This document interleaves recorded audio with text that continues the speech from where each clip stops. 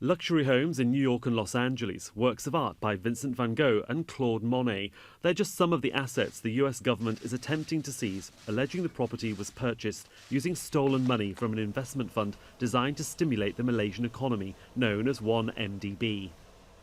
Now, the $1 billion in assets that we're discussing today are just a portion of the more than $3 billion that was stolen from 1MDB and laundered through American financial institutions in violation of United States law.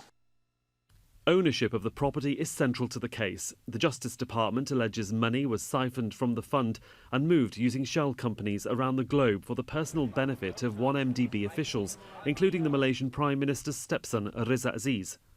Aziz is alleged to have used the money to fund a Californian film company that went on to finance the production of the 2013 motion picture The Wolf of Wall Street. It's a film glorifying financial greed. Neither 1MDB or the Malaysian people ever saw a penny of profit from that film or from any of the other assets that were purchased with funds that were siphoned from 1MDB. The US says the case is part of a wider effort to combat global corruption, but the government's actions will no doubt strain the US-Malaysian relationship. In a statement on Thursday from the Prime Minister's office and another from 1MDB said that they would cooperate with any lawful authority subject to international protocols.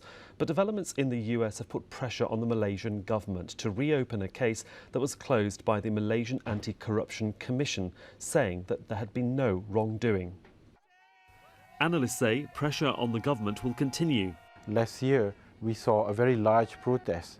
Nearly 100,000 Malaysians came out on the streets asking for the PM to resign over this types of allegation. And there certainly is a very large pressure on the government to address what the Malaysian public widely perceives to be a trust deficit. So certainly there is pressure. A former Prime Minister also voiced his concern on Thursday.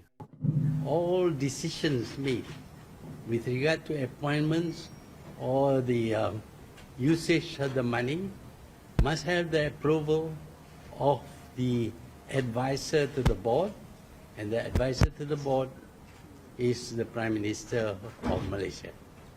So there can be no doubt that Datuk Sri Najib is responsible. This case is the start of a lengthy process in US courts. The assets can only be seized once the government proves the property was purchased using illicit funds. The FBI is also investigating claims of money laundering involving 1MDB.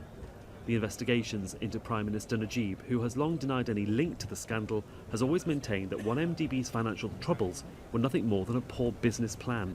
Sahil Rahman, Al Jazeera, Kuala Lumpur.